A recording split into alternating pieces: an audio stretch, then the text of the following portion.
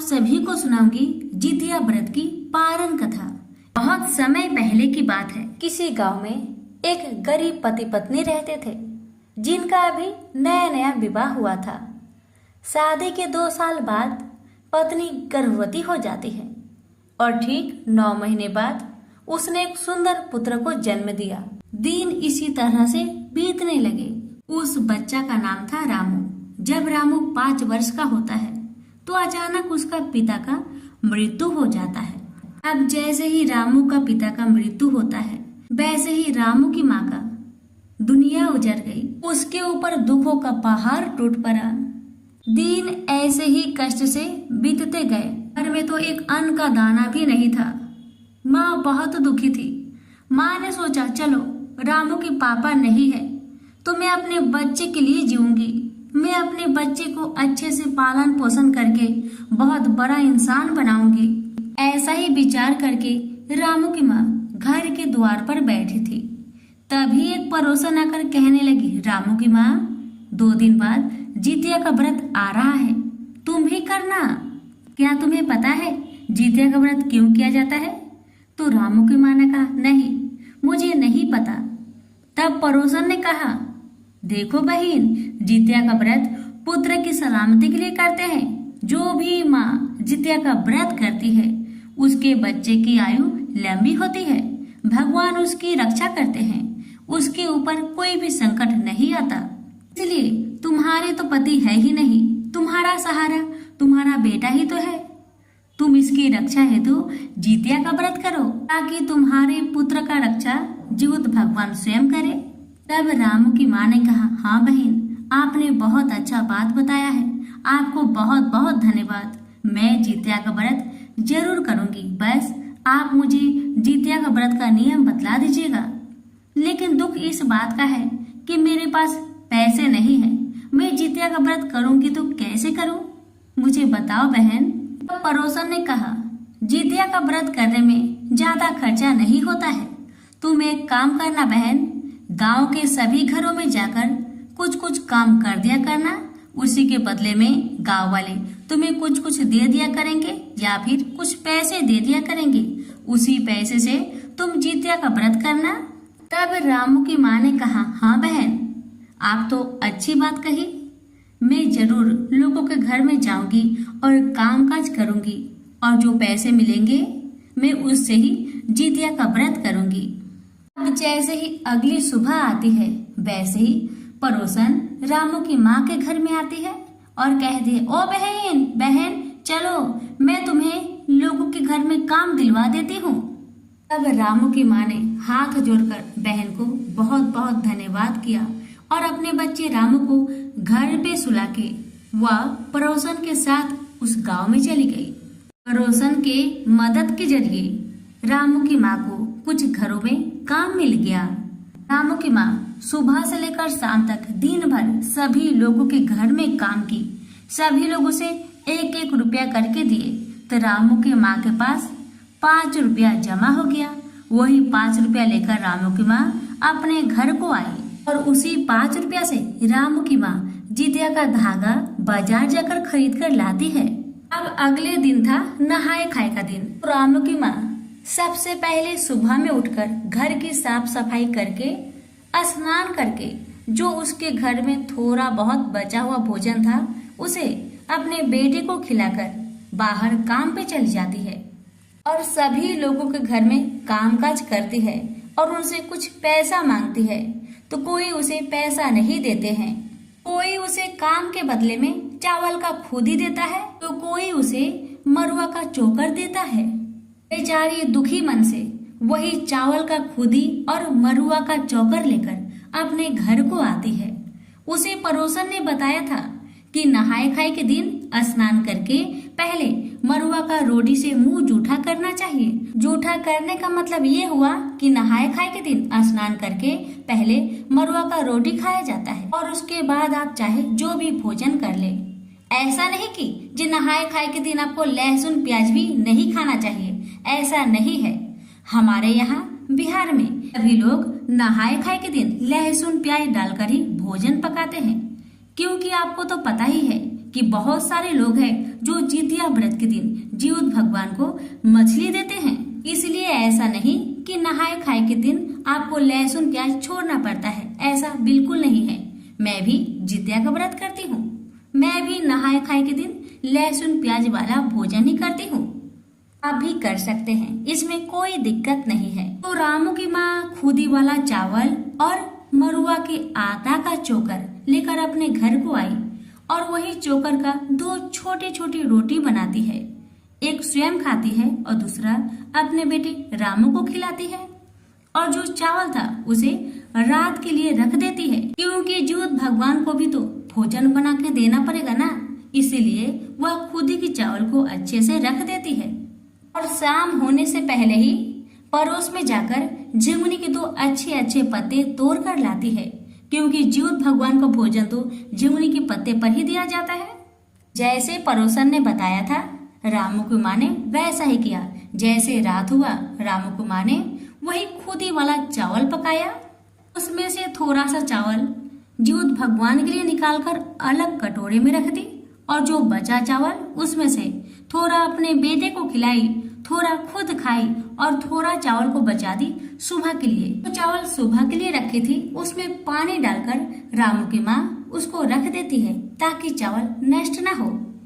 अब जैसे ही रात का 3 बजता है, रामू की माँ उठती है और झिंगुनी के पत्ते में वही खुदी वाला चावल जिउत भगवान के लिए दे देती है और भगवान को हाथ जोड़ के सर को झुका के प्रणाम करती है और कोई भी गलती हुआ हो उसके लिए क्षमा याचना करती है। अब जब रामू की माँ जिउत भगवान को भोजन दे दी, उसके बाद आकर थोड़ा सा वो भी भोजन कर ली और करने के बाद अपने मुख को अच्छे से धोने के बाद रामू के पास जाकर सो जाती है। अब तो रामू की माँ को निर्जला व्रत रहना होगा। रामू की माँ ने श्रद्धा भक्ति और नियम पूर्वक जितिया व्रत रखा। जितिया व्रत के दिन रामू की माँ किसी के घर में काम करने नहीं गई, क्योंकि उसे पता था कि जितिया के व्रत के दिन एक खर भी तोड़ा नहीं जाता है। अगर तोड़ दिया जाए तो जिउत महाराज नाराज हो जाते हैं। इसीलिए जितिया व्रत के दिन रामू की माँ अपने बेटे के पास ही दिन भर बैठ के रहती है। अब जैसे ही शाम होने वाला था, यानी कि 3 से 4 बजने वाला था, वैसे ही रामू की माँ आस पड़ोस के लोगों के साथ, यानी कि आस पड़ोस की औरतों के साथ नदी में स्नान करने चली जाती है। सभी लोग स्नान करते हैं, रामू की माँ भी स्नान करती है। जैसे जैसे सभी लोग जिउत भगवान का पूजन करते हैं, वे भी जिउत भगवान का पूजन करती है और कलश के ऊपर जिउतिया का धागा को रखकर कथा का श्रवण करती है। जब जिउत महाराज का पूजन हो जाता है, तभी रामू की माँ वो जिउतिया को अपने गले में धारण कर लेती है और अपने घर को चली आती है। अब जैसे ही रामू की माँ घर में आती है, तो थोड़ी देर बाद जो पानी में रखा हुआ चावल था उसे अपने बेटे को दे देती है। बेटा उसे खाकर सो जाता है और रामू की माँ भी अपने बेटे के बगल में सो जाती है। जैसे ही सुबह होता है, रामू की माँ घर के सारे कामकाज कर लेती है और पूजा पाठ करने के बाद अपने बच्चे को वह बासी भोजन खिला देती है और अपने बेटे से कहती है, बेटा तुम जाओ, पास में जो बगीचा है उसमें खेलते रहना। मैं अब जा रही हूँ लोगों के घर में काम करने। काम करने के बाद मैं उनसे कुछ पैसे मांगूंगी। जब वो मुझे पैसे देंगे, उसी पैसे से मैं कुछ अनाज खरीद कर लाऊंगी और घर में लाकर पकाऊंगी। जब भोजन पक जाएगा तो मैं तुम्हें खुद बगीचे से लेने जाऊंगी और हम दोनों मिलकर गरम गरम भोजन करेंगे। इतना कह के रामू की माँ रामू को बगीचे में भेज देती है और रामू की माँ काम पर निकलने जाने लगती है। जाने से पहले रामू की माँ ने सोचा, अभी मैं दिन भर काम करूंगी, उसी के बाद तो मुझे पैसे मिलेंगे। तब तक उपवास हूँ मैं, मेरा सर भी चकरा सकता है। क्यों ना मैं यही बासी जो भात बचा हुआ है इसे ही थोड़ा खाकर काम पे चली जाऊं। बस रामू की माँ ने ऐसा सोचा और क्या किया, बासी भोजन को खाना शुरू कर दिया। अब माँ की गलती पड़ा बच्चे पे भारी। रामू की माँ ने इधर बासी भोजन ग्रहण करना शुरू कर दिया, उधर बगीचे में रामू को एक बहुत बड़े अजगर ने निगलना शुरू कर दिया। ये सब जिउत भगवान के कोप के कारण हो रहा था, क्योंकि रामू की माँ जितिया व्रत करने के बाद पारण के दिन बासी भोजन ग्रहण कर रही थी। अब माता बासी भोजन खाने के बाद चली गई गांव में लोगों के घर में काम करने। दिन भर काम करने के बाद रामू की माँ को थोड़ा सा अनाज मिला। वह उस अनाज को लेकर घर में आई, गरम गरम भोजन पकाई और भोजन पकाने के बाद उसने सोचा पहले मैं बगीचे में जाकर रामू को लेकर आती हूँ, फिर हम दोनों बैठकर एक साथ गरम गरम भोजन करेंगे। इतना सोचकर रामू की माँ बगीचे में गई। पूरा बगीचा छान मारा लेकिन रामू का नामो निशान नहीं मिला। अब तो रामू की माँ पागलों की तरह पूरे गांव में घूम घूम कर दौड़ दौड़ कर सभी से पूछती, कोई मेरे रामू को देखा, कोई मेरे रामू को देखा। सभी एक ही बात कहते, नहीं बहन, हमने रामू को कहीं नहीं देखा। अब तो रामू की माँ फिर से बगीचे में जाकर जोर जोर से रामू को पुकार पुकार कर रोने लगती है कि हे भगवान, मुझसे क्या कोई गलती हो गई, मेरा बच्चा मिल नहीं रहा। मैंने तो आपका व्रत श्रद्धा भक्ति के साथ किया था कि आप मेरे बच्चे की रक्षा करेंगे, लेकिन मेरे साथ तो उल्टा हो गया। अगर मुझे मेरा बच्चा नहीं मिला तो मैं भी इस बगीचे में बैठकर ही रो रो कर अपना प्राण त्याग दूंगी। इतना कह कह कर रामू की माँ जोर जोर से रोए जा रही है। अब तो जीवित भगवान को रामू की माँ का दुख देखा नहीं गया। भगवान एक बूढ़ी माई का वेश धारण करके रामू की माँ के पास आते हैं और कहते हैं, बहन, ओ बहन, तुम इस बगीचे में क्या कर रही हो? इतना जोर जोर से क्यों रो रही हो? क्या कारण है, मुझे बताओ। अब रामू की माँ भेष रूपी बुढ़िया माई के दोनों चरणों को पकड़कर सर को झुकाकर रो रो कर कहने लगी, हे माँ, क्या बताऊं मैं आपसे, क्या बताऊं। मैंने कल जितिया का व्रत किया था। मुझे पड़ोसन ने कहा, तुम्हारा तो इस दुनिया में कोई नहीं है सिवा इस बेटे के। उसकी सलामती के लिए तुम जितिया का व्रत करो, तुम जीवित पुत्री का व्रत करो। इससे तुम्हारी बच्चे की रक्षा जीवित भगवान स्वयं करेंगे।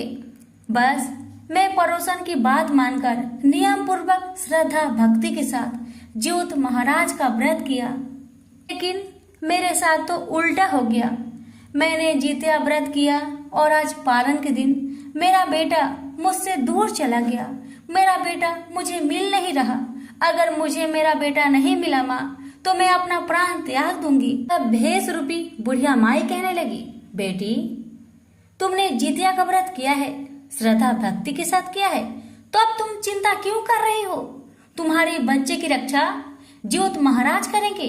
तुम जीवित महाराज पे भरोसा करो, तुम्हारे बच्चे को कुछ नहीं होगा।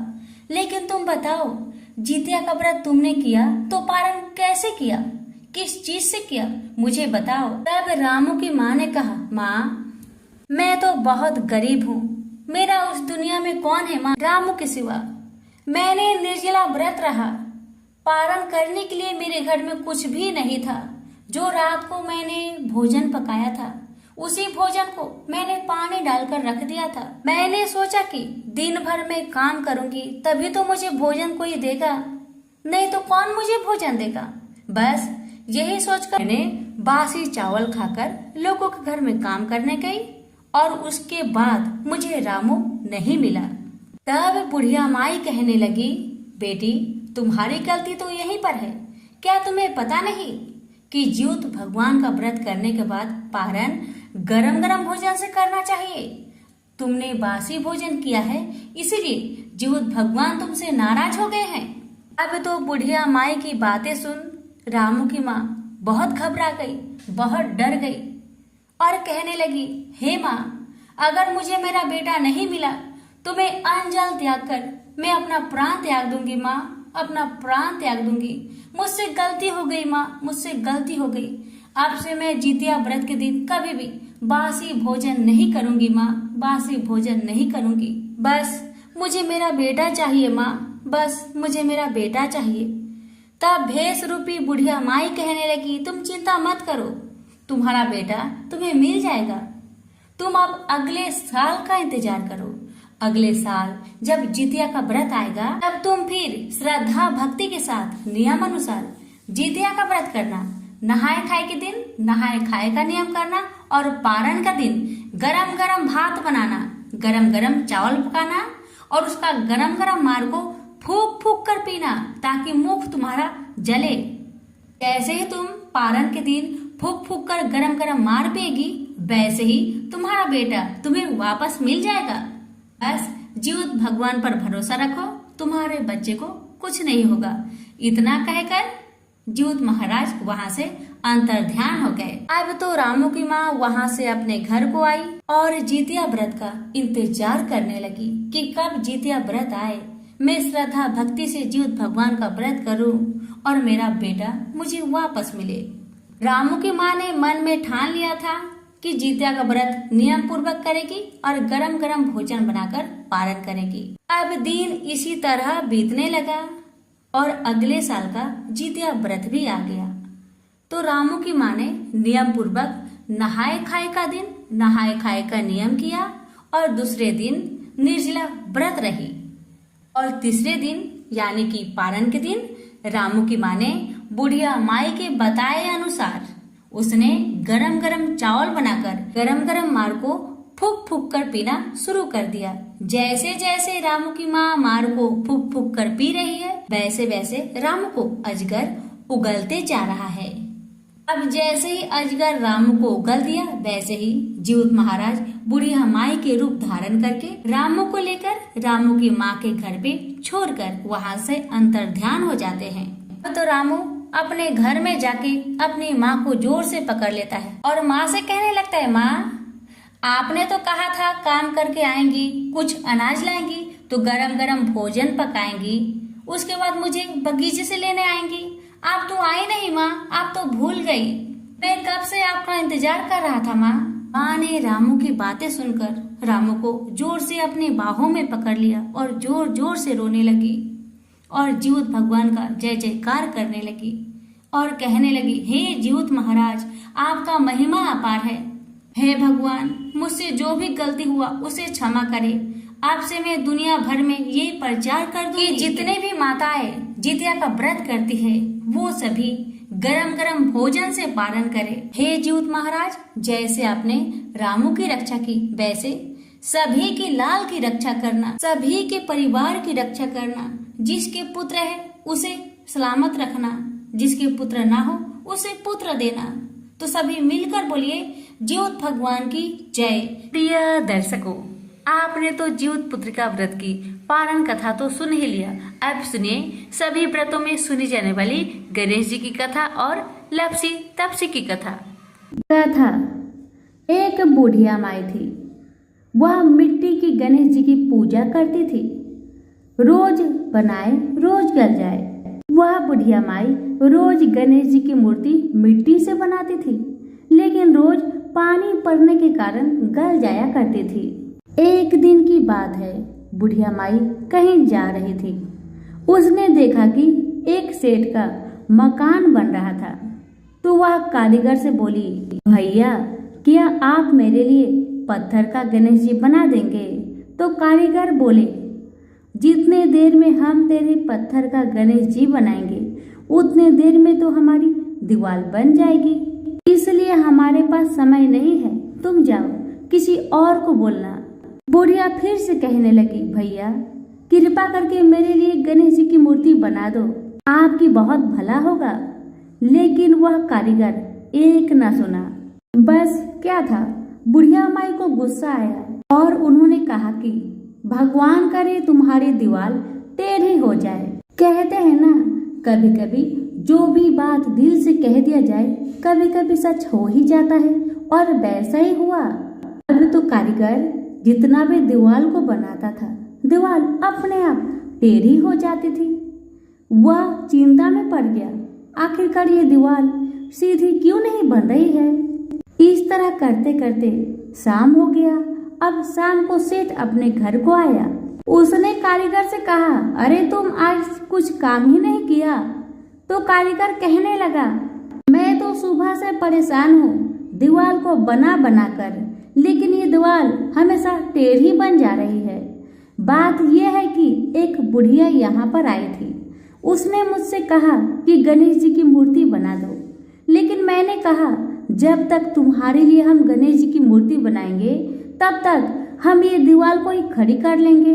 बस मैंने उसके लिए गणेश जी बनाने से इनकार कर दिया तो उसने गुस्से से कहा कि भगवान करे तुम्हारी दीवार टेढ़ी हो जाए। बस तब से अब तक मैंने इतने बार दीवार बनाए, लेकिन दीवार हमेशा टेढ़ी ही बनती जा रही है। कारीगर की बातें सुन सेठ ने बुढ़िया माई को बुलवाया और सेठ ने कहा, हे बूढ़ी अम्मा, हम तेरे लिए सोने का गणेश जी गढ़ देंगे, बस हमारी दीवार सीधी हो जाए। बुढ़िया माई ने गणेश जी से प्रार्थना की। गणेश जी की कृपा से सेठ का दीवार सीधी हो गई और सेठ जी ने खुशी खुशी मन से सोने की गणेश जी बनवाकर बुढ़िया माई को दे दिया। अब तो बुढ़िया माई हर दिन प्रेम पूर्वक गणेश जी का पूजन करने लगी। तो सभी प्रेम से बोलिए गणेश भगवान की जय। सभी व्रत में सुनी जाने वाली लपसी तपसी की कथा। एक लपसी था, एक तपसी था। लपसी हमेशा भगवान की तपस्या में लीन रहता था। लपसी रोजाना 1.25 सेर की लापसी बनाकर भगवान का भोग लगाकर जीम लेता था। एक दिन दोनों लड़ने लगे। तपसी बोला, मैं रोज भगवान की तपस्या करता हूँ इसलिए मैं बड़ा हूँ। लपसी बोला, मैं रोज भगवान को 1.25 सेर लापसी का भोग लगाता हूँ इसलिए मैं बड़ा हूँ। नारद जी वहां से गुजर रहे थे। दोनों को लड़ता देखकर उनसे पूछा कि तुम क्यों लड़ रहे हो। तपसी ने खुद के बड़ा होने का कारण बताया और लपसी ने अपना कारण बताया। नारद जी बोले, तुम्हारा फैसला मैं कर दूंगा। दूसरे दिन लपसी और तपसी नहाकर अपनी रोज की भक्ति करने आए तो नारद जी ने छुपकर 1.25 करोड़ की एक एक अंगूठी दोनों के आगे रख दिए। तपसी की नजर जब अंगूठी पर पड़ी तो उसने चुपचाप अंगूठी उठाकर अपने नीचे दबा लिया। तपसी की नजर अंगूठी पर पड़ी लेकिन उसने ध्यान नहीं दिया। भगवान को भोग लगाकर लपसी खाने लगा। नारद जी सामने आए तो दोनों से पूछा कि कौन बड़ा है। तो नारद जी ने तपसी से खड़ा होने को कहा। वो खड़ा हुआ तो उसके नीचे दबी अंगूठी दिखाई पड़ी। नारद जी ने तपसी से कहा, तपस्या करने के बाद भी तुम्हारी चोरी करने की आदत नहीं गई, इसलिए लपसी बड़ा है और तुम्हें तुम्हारी तपस्या का कोई भी फल नहीं मिलेगा। तपसी शर्मिंदा होकर माफी मांगने लगा। उसने नारद जी से पूछा, मुझे मेरी तपस्या का फल कैसे मिलेगा। नारद जी ने कहा, यदि कोई गाय और कुत्ते की रोटी नहीं बनाएगा तो फल तुझे मिलेगा। यदि कोई ब्राह्मण को भोजन करवाकर दक्षिणा नहीं देगा तो वह फल तुझे मिलेगा। यदि कोई साड़ी के साथ ब्लाउज नहीं देगा तो फल तुझे मिलेगा। यदि कोई दिए से दिया जलाएगा तो फल तुझे मिलेगा।